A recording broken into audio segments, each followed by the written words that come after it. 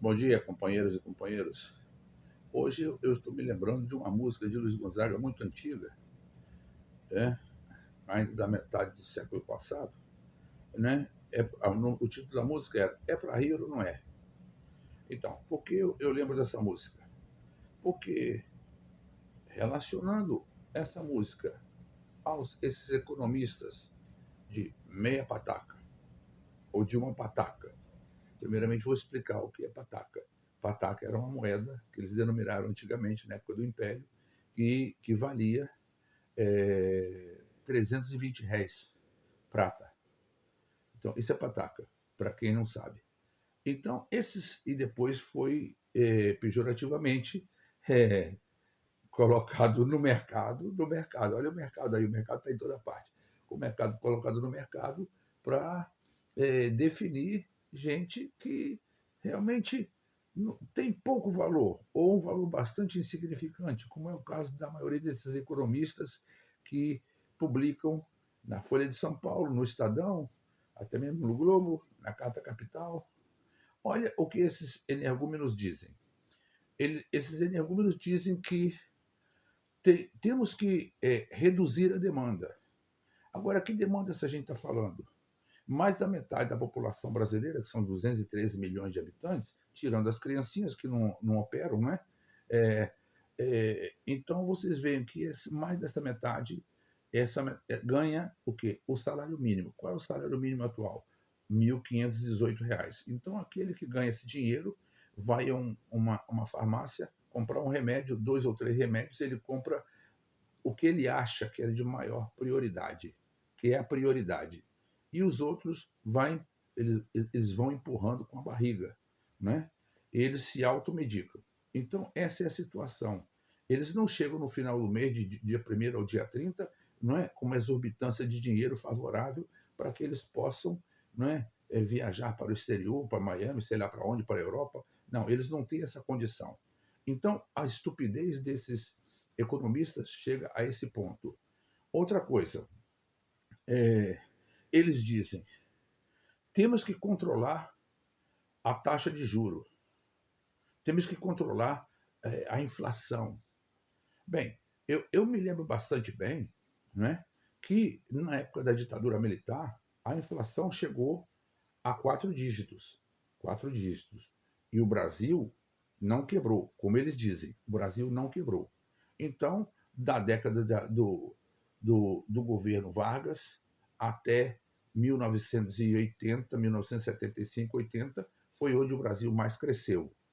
Agora, por que o Brasil não cresce agora? Porque se a gente fala, o dólar flutuante, eu vou explicar a linguagem fácil o que é o dólar flutuante. Supondo que vocês coloquem uma nota de US$ 1 dentro de um balde. Se o balde estiver cheio, esta nota de dólar vai flutuar.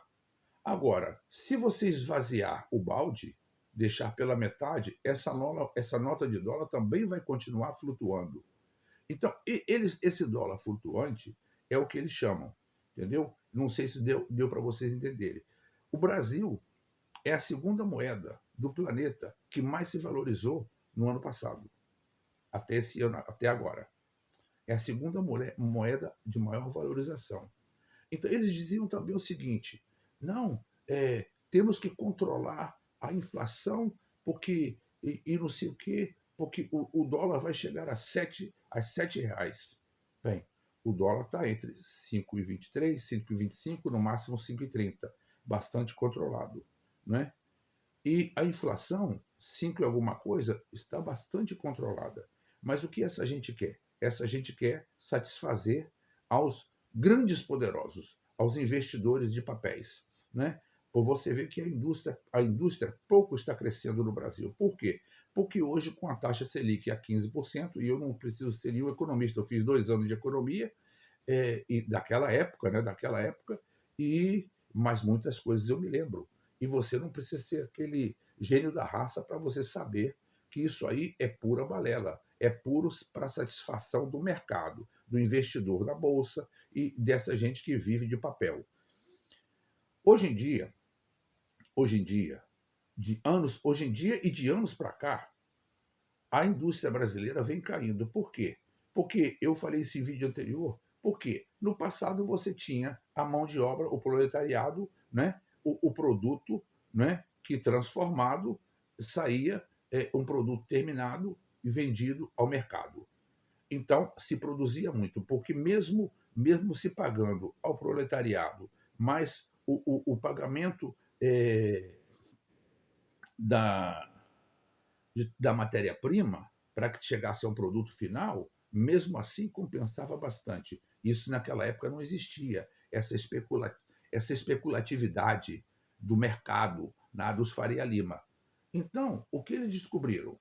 Eles descobriram, não, aumentando, vamos fazer todo o possível para lançar isso na mídia e não sei, temos que aumentar a taxa Selic, né, que está a 15%, desde o Roberto Campos Neto, neto do conspirador, né, a favor do golpe de 64, de Campos Neto, o avô.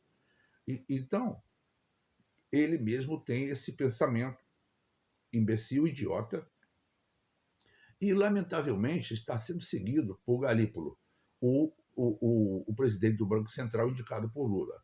Então, essa gente, o que quer é ver o pobre massacrado, em prol do rico chegar a um ponto, a um patamar de mais poder, quanto maior, melhor. Não importa que o povo esteja sacrificado. Então, eles tentam manter essa taxa Selic em 15%. Por quê? Porque o Brasil, como todos os países, ele tem uma dívida pública. Quem compra esses títulos da dívida pública? Hein? São grandes investidores do mercado. Grandes. Você pode ir lá comprar um título, mas o que vai representar esse seu título? Um ou dois, três títulos? Quase nada. Mas essa gente compra milhões de títulos da dívida pública. Sendo a taxa Selic a 15%, o quanto essa gente não vai ganhar no final de um ano somente de juros? Então, um dinheiro, eu estou falando uma linguagem bem fácil, um dinheiro que eles não estavam ganhando com toda a indústria. Então, deixaram a produção de lado. Deixaram a produção de lado por quê? Temos encargos sociais da classe proletariada, temos que comprar a matéria-prima, temos que colocar isso na mídia para vender no mercado. O mercado sempre aparece, o mercado. O mercado, aí, entre aspas, o mercado. Entendeu? Então, isso aí é uma discrepância total que essa gente do alto poder faz, do alto poder financeiro, faz em prol de colocar o mais pobre miserável e eles continuarem mais poderosos. Vocês me desculpem que às vezes eu entro quer entrar uma palavra de espanhol, porque também às vezes faço o vídeo em espanhol, e então aí fica um pouquinho uma palavra ou outra, vocês me desculpem. Então, essa gente, o que é isso?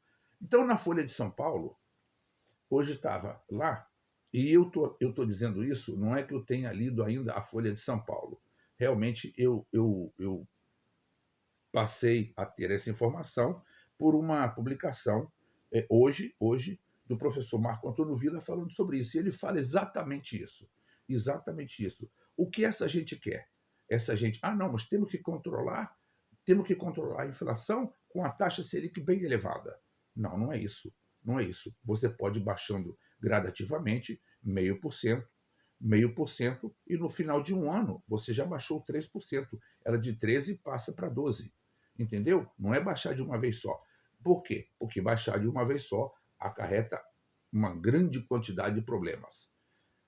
E não vai, isso é pura balela, isso é pura fantasia dessa gente que não que fez economia, mas foi comer merenda na faculdade, porque não sabem nada. Falam o que o mercado demanda, o que o mercado impõe a eles para falar. Então eles falam, sabe? Mas olha nos jornalecos, na Folha de São Paulo, Globo, Carta Capital, Estadão e tantos outros. Essa forma é uma forma imbecil, uma forma de pensar idiota.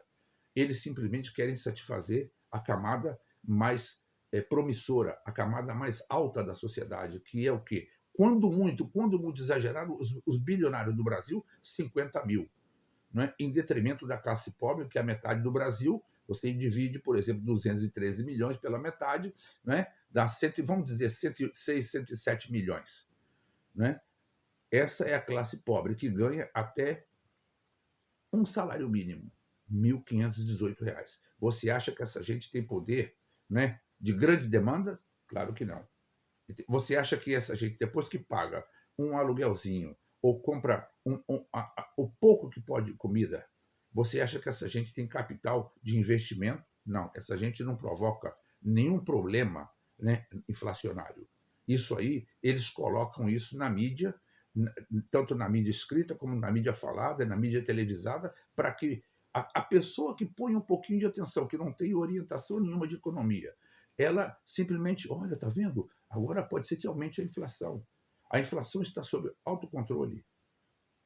Mas eles querem isso. Eles querem que você, não é, se emburreça, não é, e aumente a sua estupidez, que já não é tão pequena, não é, mais e mais e mais. Porque aí eles podem botar a cangalha em você. E você acreditando nessas porcariadas que eles dizem. Mas a economia está altamente sob controle. O superávit brasileiro, hein, é uma coisa fabulosa. Nós temos um superávit de mais de 52 bilhões de dólares. Quer dizer, o Brasil vendeu mais do que comprou. Né? Mesmo com aquele elemento nos Estados Unidos tendo feito aquela. Dado início e tendo continuado aquela conspiração. Mas agora já se tornou réu, qualquer hora está no Chilindró também, como o pai, assim como o outro também deve estar, como todos, né? Porque essa família foi uma família maldita que apareceu nas terras brasileiras. Né? Essa família veio realmente causar todos os tipos de problemas.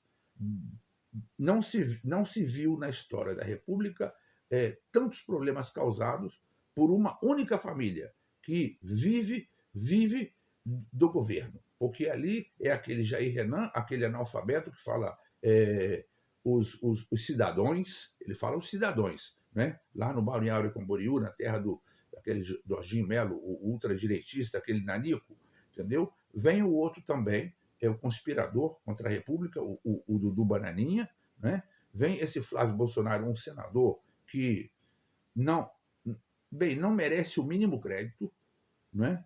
E aquele outro que conspirava através das lacrações e das milhões de publicações de fake news. O Carluxo, que dizem lá que, sei lá, era um pouco namoradinho tal do primo, Léo Índio. E o outro também, na família do Machão, do mito, né? Do mito do Fujão, do Mandrião, entendeu? Do inelegível, do imbecil. Então, essa gente deixa a desejar. Toda essa família. Bem, daqui a pouco até mesmo a fraquejada vai aparecer no cenário. A tal fraquejada que ele mesmo falou. Ah, foi uma fraquejada. Se referindo à filha, à segunda filha da Michelle Bolsonaro, que até hoje ninguém sabe explicar como aconteceu aquele pagamento com o cheque do Queiroz de R$ 89 mil. Ninguém sabe. Então, essa elementa, com mais essa família não, essa quadrilha, né? Os irmãos, os filhos e o pai e os irmãos, a família inteira metendo. Agora estão metendo até um irmão dele, não é? O irmão do Bolsonaro, está até tentando pegar uma boquinha, entendeu? Então, isso aí, essa gente. Mas isso aí não é o fundo básico aqui desse vídeo. O fundo básico desse vídeo é o seguinte: é simplesmente não se dar crédito a essa gente, né, que fala, não, nós temos que controlar a demanda. A demanda de quem? Do povão? O povão se compra o ovo, ele não compra a carne. O povão ele não sobra dinheiro para que ele possa investir em uma máquina de lavar, talvez em uma geladeira que já não está nem funcionando, gastando uma alta quantidade de energia. Então, o povão vive, hein, nessa situação. E quando pode, e quando tenta, por desconhecimento, ele compra nessa época agora. Um fogão, uma geladeira, sei lá mais o quê, hein, e pagando um juro caríssimo, 15%, né, que é o juro da taxa Selic. Então, isso é o que essa gente quer. Certo? Essa gente do topo da pirâmide quer ficar mais bilionária em detrimento da pobreza e do massacre da classe pobre, da classe miserável. Mas isso aí vai deixar de acontecer. Tenho certeza. Um dia isso para. Ou talvez diminua. Bem, é isso que eu queria falar a vocês hoje. Muito obrigado, boa tarde e até a próxima.